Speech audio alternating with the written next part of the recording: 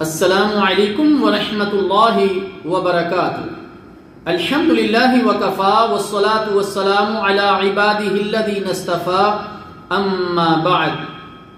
روشنی کا سفر، منتخب مختصر احادیث کو ہم آپ احباب کے سامنے ذکر کرتے ہیں۔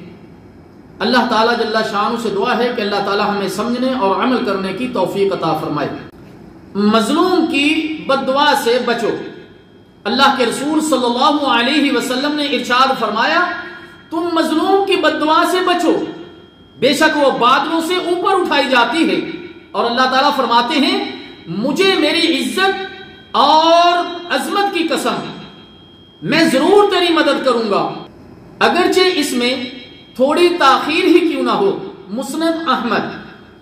ایمان ماپنے کا معیار، اللہ کے رسول صلی اللہ علیہ وسلم نے ارشاد فرمایا، جب تجھے تیری نیکی اچھی لگنے لگے اور گناہ برا لگنے لگے تو پس تو مومن ہے، تو ایمان والا ہے۔ اسے امام احمد رحمہ اللہ تعالی نے ذکر کیا ہے۔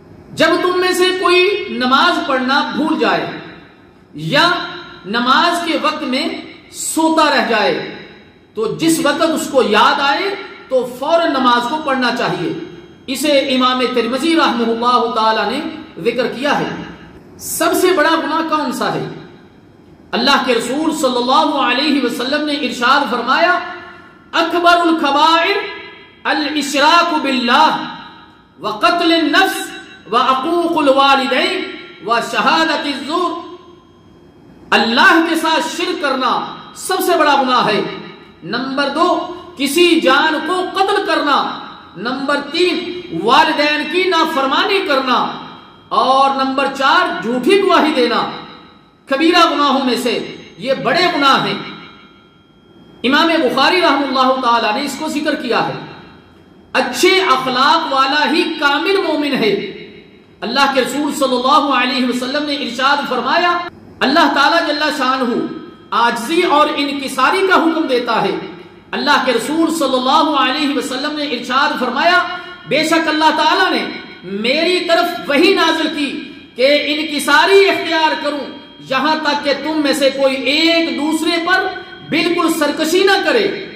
اسے امام بخاری رحمہ اللہ تعالیٰ نے ذکر کیا ہے۔ بدترین ٹھکانے والا بد نصیب ہے۔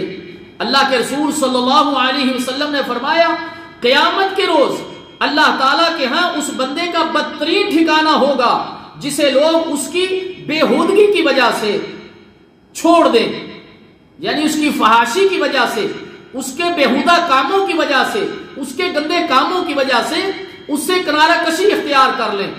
وہ بدترین ٹھکانے والا ہے اور بد نصیب ہے۔ اسے امام مسلم اور امام بخاری رحمہ اللہ تعالی نے ذکر کیا ہے۔ اللہ تعالیٰ جل شانہ سے دعا ہے کہ اللہ تعالیٰ ہمیں ان احادیث کو سمجھنے کی اور عمل کرنے کی توفیق عطا فرمائے۔ والسلام علیکم ورحمۃ اللہ وبرکاتہ۔